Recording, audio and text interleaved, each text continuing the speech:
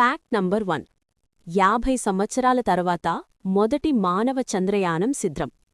Artemis 2 మిషన్ను NASA 2026 April 1న పంపాలని లక్ష్యంగా పెట్టుకుంది.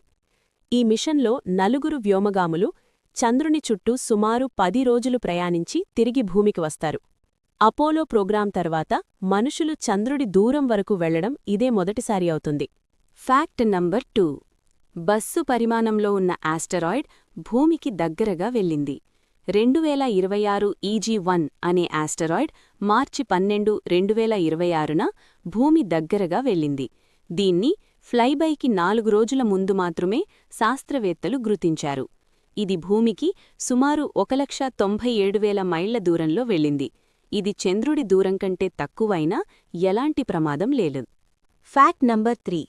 2 న్యూట్రాన్ నక్షత్రాల ఢీకొట్టడం గుర్తింపు. నాసా అంతరిక్ష పరిశోధనా ఉపగ్రహాలు 2 న్యూట్రాన్ స్టార్లు ఢీకొట్టిన ఘటనకు ఆధారాలు కనుగొన్నాయి.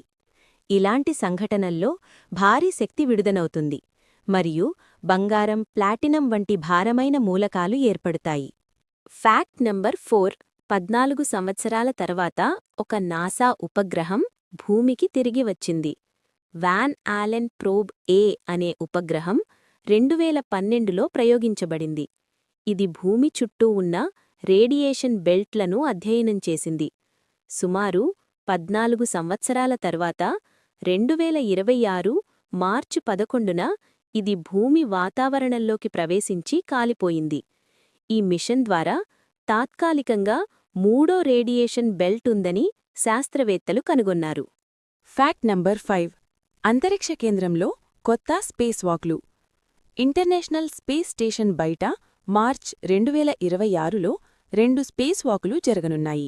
ఇవి స్టేషన్లో కొత్త పరికరాలను అమర్చడానికి మరియు భవిష్యత్ అప్గ్రేడ్ల కోసం సిద్ధం చేయడానికి జరుగుతున్నాయి. Fact number 6. CE-20 cryogenic engine కొత్త శక్తి మైలురాయి సాధించింది. ఇస్రో ఇటీవల CE-20 ఇంజన్ను 22 టన్నుల థ్రస్టుతో విజయవంతంగా పరీక్షించింది. దీనివల్ల LVM-3 రాకెట్ ఎక్కువ బరువున్న మిషన్లను ప్రయోగించగలదు. Fact number 7. చంద్రుని మట్టి నమూనాలు భూమికి తీసుకురావడానికి భారత్ సిద్ధమవుతోంది.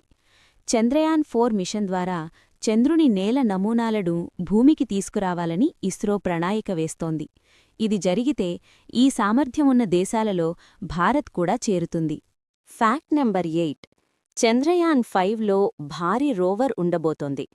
ఈ మిషన్లో సుమారు 350 కిలోల బరువున్న రోవర్ ఉండే అవకాశముంది. అది చంద్రునిపై సుమారు 100 రోజుల పాటు పనిచేయగలదు. Fact number 9.